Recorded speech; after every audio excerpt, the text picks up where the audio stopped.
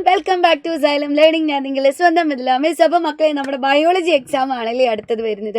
അപ്പോൾ ബയോളജി എക്സാമിന് നിങ്ങൾക്കറിയാം നമ്മുടെ 7 ചാപ്റ്റേഴ്സ് ആണ് പഠിക്കാനുള്ളത്.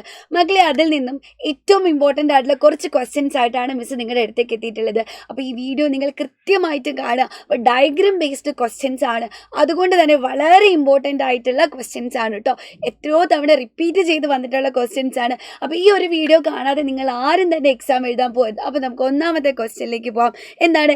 Explain the structure of chloroplast. ഹരിതഗണത്തിന്റെ ഘടന എന്താണ് എന്നാണ് ചോദിച്ചിട്ടുള്ളത്. അപ്പോൾ മക്കളെ, നമുക്കറിയാലേ, ഫോട്ടോസിന്തസിസ് നടക്കുന്നത്, പ്രകാശ സംശ്ലേഷണം നടക്കുന്നത് ഈ ക്ലോറോപ്ലാസ്റ്റിനുള്ളിൽ അല്ലെങ്കിൽ ഹരിതഗണത്തിനുള്ളിലാണ്.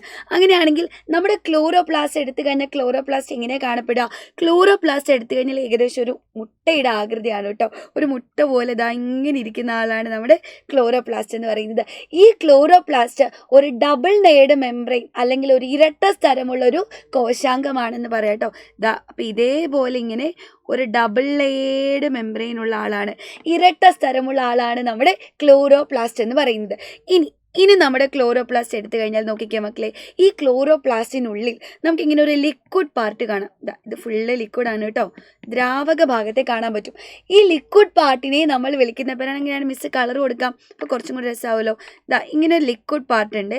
ഈ ലിക്വിഡ് പാർട്ടിനെ നമ്മൾ വിളിക്കുന്ന പേരാണ് ഇവിടുത്തെ സ്ട്രോമ എന്ന് വിളിക്കും. എന്താ വിളിക്കുക? ഇവിടുത്തെ സ്ട്രോമ എന്നാ വിളിക്കുക, സ്ട്രോമ. ഇനി ഇതിനുള്ളിൽ നോക്കിക്കഴിഞ്ഞാൽ കുറച്ച് മെമ്പറേനസ് സാക്കുകളെ കാണാൻ പറ്റും. ഓക്കെ, കുറച്ച് സ്ഥരസഞ്ചികളെ, നമ്മുടെ കോയിൻസ് അടുക്കി വെച്ചിട്ടുള്ള പോലെ ഇങ്ങനെ കുറച്ച് സാക്കുകളെ, ഓക്കെ, സഞ്ചികളെ കാണാനായിട്ട് പറ്റും. ഈ പറഞ്ഞിട്ടുള്ള സാക്കുകളെ നമ്മൾ വിളിക്കുന്ന പേരെന്താ? ഈ സാക്കുകളെ വിളിക്കുന്ന പേരാണ് ഇവിടുത്തെ ഗ്രാന. ഓക്കെ, ഇവിടുത്തെ ഗ്രാന. മക്കളെ, ഇനി നിങ്ങളിങ്ങനെ ഓരോ സഞ്ചികളെ നോക്കിക്കഴിഞ്ഞാൽ ഈ സഞ്ചികളൊക്കെ പരസ്പരം, ഈ സാക്കുകളെയൊക്കെ പരസ്പരം ഇങ്ങനെ കണക്ട് ചെയ്തിട്ട് ഇങ്ങനെ കണക്ട് ചെയ്തിട്ട് ഒരാളുണ്ട്. ഇവരെ വിളിക്കുന്ന പേരാണ് സ്ട്രോമ ലാമെല്ല. എന്താ വിളിക്കുക? Stroma lamella. ഓക്കെ, അപ്പോൾ ഒരു ക്ലോറോപ്ലാസ്റ്റ് എടുത്തു കഴിഞ്ഞാൽ അതൊരു ഡബിൾ ലെയർഡ് മെംബ്രെയിൻ, ഇരട്ട സ്ഥലമുണ്ട്. ഒരു ഔട്ടർ മെംബ്രെയിനും ഉണ്ട്, ഇന്നർ മെംബ്രെയിനും ഉണ്ട്. പിന്നെ അതിനുള്ള ലിക്വിഡ് പാർട്ട്, അതിനുള്ളിലുള്ള ദ്രാവക ഭാഗത്തെ നമ്മൾ വിളിക്കുന്ന പേരാണ് സ്ട്രോമ. മെംബ്രെയിനസ് സാക്കുകളെ, ഓക്കെ, സ്ഥരസഞ്ചികളെ വിളിക്കുന്ന പേരാണ് ഗ്രാന. ഓക്കെ അല്ലേ? അപ്പം ഇത്രയും ആൾക്കാരാണ് നമ്മുടെ ക്ലോറോപ്ലാസ്റ്റിലുള്ളത്. ഇനി അടുത്തത് എന്താ? സൂര്യപ്രകാശത്തെ ആഗിരണം ചെയ്യുന്ന വർണ്ണകങ്ങൾ ഏതൊക്കെയാണ്?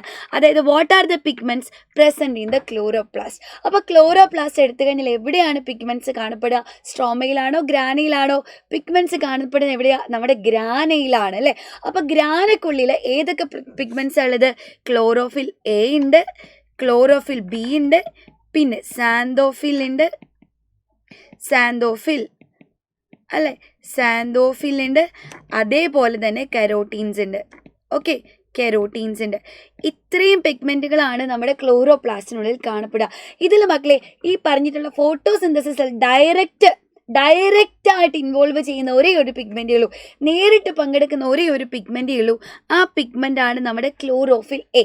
അപ്പോൾ നമ്മുടെ പ്രകാശ സംശ്ലേഷണത്തിൽ നേരിട്ട് പങ്കെടുക്കാൻ കഴിയുന്ന ഒരേ ഒരു വർണ്ണകമാണ് ക്ലോറോഫിൽ എ. അപ്പോൾ അതുകൊണ്ട് തന്നെ ക്ലോറോഫിൽ എനെ നമ്മൾ വിളിക്കുന്നത് എന്താ?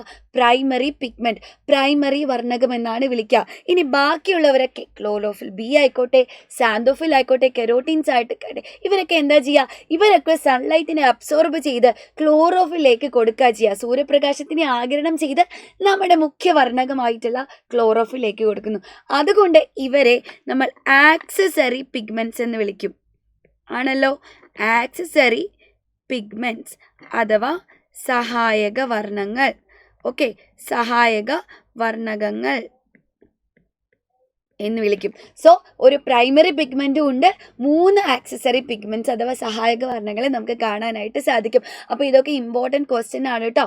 അപ്പോൾ ഓക്കെ ആണല്ലോ, ക്ലിയർ അല്ലേ? അങ്ങനെയാണെങ്കിൽ മിസ് അടുത്ത ക്വസ്റ്റ്യനിലേക്ക് പോവാണ്.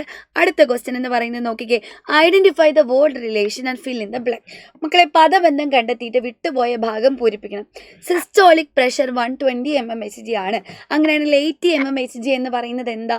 നമുക്കറിയാം, നമ്മുടെ ഹാർട്ട് എടുത്തു കഴിഞ്ഞാൽ ഒരു കൺട്രാക്ഷനും അതേപോലെ റിലാക്സേഷൻ നടക്കും അല്ലേ? സങ്കോചിക്കുന്നു, വികസിക്കുന്നു, സങ്കോചിക്കുന്നു, വികസിക്കുന്നു. അങ്ങനെയാണ് ഹാർട്ട് ബ്ലഡിനെ പമ്പ് ചെയ്യുന്നത്. അപ്പോൾ ഹാർട്ട് കൺട്രാക്ട് ചെയ്യുന്നതിനെ നമ്മൾ, സങ്കോചിക്കുന്നതിനെ നമ്മൾ സിസ്റ്റോൾ എന്ന് വിളിക്കും. റിലാക്സ് ചെയ്തു വികസിക്കുന്നതിനെയാണ് ഡയസ്റ്റോൾ എന്ന് വിളിക്കുക. അങ്ങനെ ഹാർട്ട് കൺട്രാക്ട് ചെയ്യുമ്പോൾ വളരെ ഫാസ്റ്റായിട്ട് ഹൈ പ്രഷറിൽ ബ്ലഡ് ഫ്ലോ ചെയ്യല്ലേ, അപ്പോഴുണ്ടാവുന്ന പ്രഷറിനെയാണ് നമ്മൾ സിസ്റ്റോളിക് പ്രഷർ എന്ന് പറയുക. അതാണ് 120 mmHg. ഇനി ഹാർട്ട് ഇങ്ങനെ റിലാക്സ് ചെയ്തു, ഹാർട്ട് ഇങ്ങനെ വികസിച്ച് സ്വസ്ഥമായിട്ടിരിക്കുക. പക്ഷെ അപ്പോഴും ബ്ലഡ് ഫ്ലോ ചെയ്യും, അപ്പം രക്തം ഒഴുകിക്കൊണ്ടിരിക്കും. പക്ഷെ ഇങ്ങനെ കുറഞ്ഞ പ്രഷറിൽ, ലോ പ്രഷറിലാണ്. ആ ലോ പ്രഷറിനെയാണ് നമ്മൾ 80 mmHg എന്ന് വിളിക്കുക അല്ലേ, 80 mmHg. അപ്പോൾ ആ ലോ പ്രഷറിനെ എന്ത് പേരാ വിളിക്കുക? ഡയസ്റ്റോളിക് പ്രഷർ എന്ന് വിളിക്കും. റെഡി? ഡയസ്റ്റോളിക് പ്രഷർ എന്ന് വിളിക്കും. ഓക്കെ അല്ലേ? അപ്പോൾ നമ്മൾക്കറിയാം, നമ്മൾ എപ്പോഴും പ്രഷറിനെ എഴുതുക 120/80 mmHg എന്നാണ്. ഇതിൽ 120 എന്ന് പറഞ്ഞാൽ സിസ്റ്റോളിക് പ്രഷറാണ്, 80 എന്ന് പറഞ്ഞാൽ ഡയസ്റ്റോളിക് പ്രഷറാണ്. ക്ലിയർ? അടുത്ത ക്വസ്റ്റ്യനിലേക്ക് പോകാം. വീണ്ടും ഒരു ഡയഗ്രാം തന്നിട്ടുണ്ട്. ഇത് ഇമ്പോർട്ടൻ്റ് ആയിട്ടുള്ള ഡയഗ്രാംസ് ആണ് കേട്ടോ. ഇതൊക്കെ എപ്പോഴും സ്ഥിരമായിട്ട് ചോദിക്കുകയാണെങ്കിൽ ഏറ്റവും കൂടുതൽ ചോദിക്കാൻ പ്രോബബിലിറ്റി ഉള്ള ഏരിയാസ് ആണ്. മക്കൾ ABCD എന്നിവ എന്താണ്? Identify ABCD in this figure. ഇതിൽ ABCDനെ നമുക്ക് ഐഡൻറ്റിഫൈ ചെയ്യണം. അപ്പോൾ എന്ന് പറഞ്ഞാൽ ആരാ? A എന്ന് പറയുന്നത് നമ്മുടെ ലിവർ അഥവാ കരളാണ്. ഇനി ബി ആരാ? ദാ ലിവറിൻ്റെ താഴെ ഭാഗത്തായിട്ട് കാണപ്പെടുന്ന ഈ പോർഷൻ ആരാ? ഈ പോർഷനാണ്, ഈ ഒരു പോർഷനാണ് നമ്മുടെ ആരാണ്? Goal bladder. Okay, goal bladder അഥവാ പിത്താശയം, അഥവാ പിത്താശയം. ഇനി നോക്കിക്കേ, ഈ സി ആരാ? ഒരു ലീഫ് പോലെ കാണപ്പെടുന്ന ഈ സി ആണ് നമ്മുടെ പാൻക്രിയാസ്. സി ആരാണ്? പാൻക്രിയാസ് അഥവാ ആഗ്നേയ ഗ്രന്ഥി. ഓക്കെ, പാൻക്രിയാസ് അഥവാ ആഗ്നേയ ഗ്രന്ഥിയാണ്. ഇനി ലാസ്റ്റ് വൺ, ഈ കാണുന്ന ഷേപ്പ് ഇതാരാണ്? നോക്കിക്കേ, നമുക്കറിയാം അല്ലേ, നമ്മുടെ ഈ പറഞ്ഞിട്ടുള്ള ഭാഗം, ഈ ഒരു റീജിയൻ ആണ് നമ്മുടെ സ്റ്റൊമക്കിനെ ആരായിട്ട്, ആ സ്റ്റൊമക്കിൽ നിന്ന് നമ്മുടെ സ്മോൾ ഇൻറ്റസ്റ്റൈനിലേക്കുള്ള ബിഗിനിങ് ആണ് അല്ലേ. ആ സ്മോൾ ഇൻറ്റസ്റ്റൈൻ നമ്മുടെ ചെറുകുടലിൻ്റെ തുടക്ക ഭാഗമാണ്. അതാരാ? ഇതാണ് നമ്മുടെ ഡ്യൂയോഡിനം. ആരാണ്? ഡ്യൂയോഡിനം അതാ പക്വാശയമാണ് ഇവിടെ തന്നിട്ടുള്ളത്. അപ്പം ABCD ഐഡൻറ്റിഫൈ ചെയ്ത് കഴിഞ്ഞു. ഇനി അടുത്തത് എന്താ നോക്കിക്കേ, ആഹാരത്തിൽ, ദഹനത്തിൽ D എന്ന ഭാഗത്തിലുള്ള പ്രാധാന്യം. മക്കളെ, what is the important of part D in the digestion of food? എന്താ പ്രത്യേകത? പാർട്ട് D എന്താ ചെയ്യുക?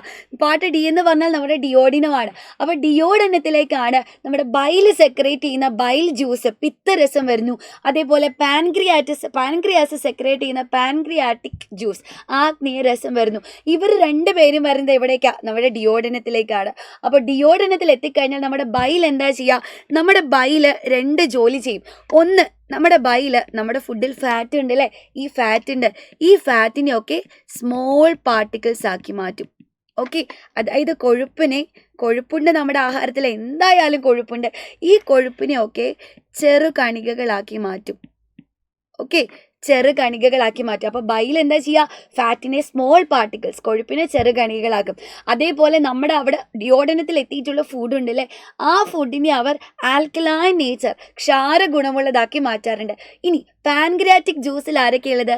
പാൻക്രിയാറ്റിക് ജ്യൂസിലുള്ള ഒന്നാമത്തെ ആളാണ് pancreatic lipase. Okay, pancreatic lipase. മക്കളെ, ലിപ്പേസ് എന്ന് കേട്ടാൽ തന്നെ അറിയാം അതൊരു കൊഴുപ്പിനെ എന്തോ ചെയ്യുന്നു, കൊഴുപ്പിനെ സഹായിക്കുന്നവരാണ്, കൊഴുപ്പിനെ എന്തോ ചെയ്യാൻ ഹെൽപ്പ് ചെയ്യുന്നു. അപ്പോൾ മക്കളെ, ഈ പാൻക്രിയാറ്റിക് ലിപ്പേസ് ഇപ്പം നമ്മുടെ കയ്യിൽ ഫാറ്റിൻ്റെ സ്മോൾ പാർട്ടിക്കിൾസ് ആയിട്ടാണല്ലേ ഇരിക്കുന്നത്.